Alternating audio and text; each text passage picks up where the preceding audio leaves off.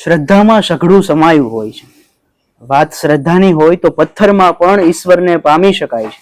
આ વાતને ખરા અર્થમાં સાર્થક કરી છે કાનજીભાઈ બારેજીયા, કે જેઓ મારી સાથે છે. અને એક ખાસ વાત કે આપણે સૌ જોતા હોઈએ છીએ કે 12 જ્યોતિર્લિંગના દર્શન કરવા કે 12 જ્યોતિર્લિંગ સુધી પહોંચવું કદાચ બધા માટે સહેલું નથી હોતું, પરંતુ આ દાદાએ પથ્થરમાંથી 12 જ્યોતિર્લિંગનું નિર્માણ કર્યું છે.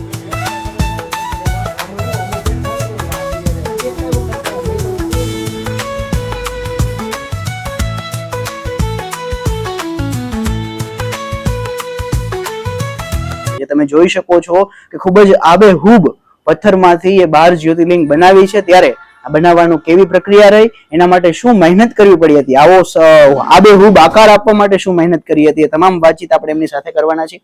આમાં શું પથ્થર જાણે અમુક હતા એ લઈ આવ્યો હતો, અને અમુક જે આપણે બોઇલ મિલમાં ને એમાં જે આવે છે ને એ જે હરિદ્વારથી આવે છે એના પથ્થર લઈ આવી અને જે લીંબુનો જે આકાર હોય એ પ્રમાણે લીંબુનો આકાર બનાવ્યો અને પછી મારી રીતે મેં ફિટ કર્યા. અને મને આ એક જાતનો શોખ થયો કે આપણે આપણા ગઈજા ના તે બીજા ત્રીજા 12 ઠેકાણે નહીં જઈ શકતા હોય, એના બદલે અહીંયા 12 જ્યોતિર્લિંગના દર્શન કરી શકે અને જે જળ ચડાવવું હોય તો જળ ચડી શકે. બધી રીતે મારી રીતે મેં બનાવી છે.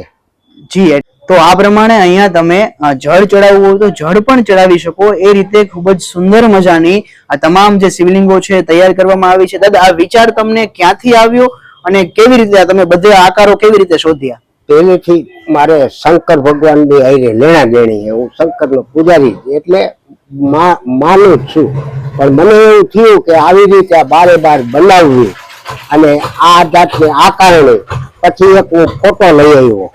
ફોટો લઈ આવીને એમાં ફોટા મુજબ બનાવવા જ માંડ્યો. પછી ફોટો અહીંયા રહી ગયો.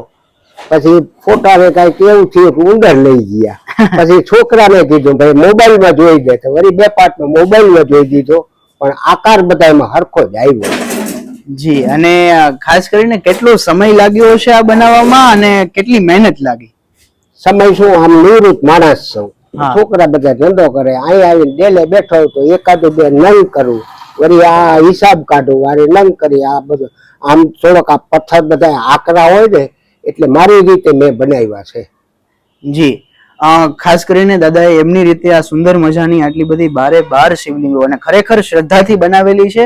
એટલે હવે કદાચ આ 12 જ્યોતિર્લિંગના દર્શન કરવા માટે આપણે અહીંયા ન જઈએ અને આના દર્શન કરી લઈએ તો પણ એટલી જ આબેહૂબ બનાવવામાં આવી છે. ત્યારે લોકો આપને જોઈ રહ્યા છે દાદા, એમને આપ શું કહેવા માંગશો?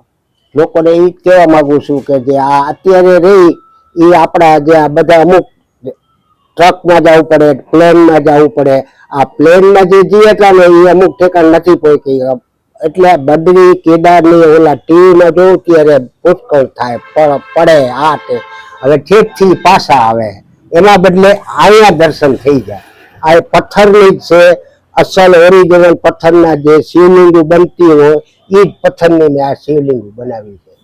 જી, ખાસ કરીને આપણે અહીંયા સુધી ન પહોંચી શકતા હોય અને દર્શન કરવા શક્ય નથી હોતા, ત્યારે તમે આ શિવલિંગના દર્શન કરી શકો છો. અને વાત જેમ પ્રથમ કહ્યું એમ જ શ્રદ્ધાની હોય છે, અને ત્યારે શ્રદ્ધા પૂરતી હોય છે તો પથ્થરમાં પણ ઈશ્વરને પામી શકાય છે. જોડાયેલા રહો મોરબી અપડેટ સાથે. ખૂબ ખૂબ આભાર.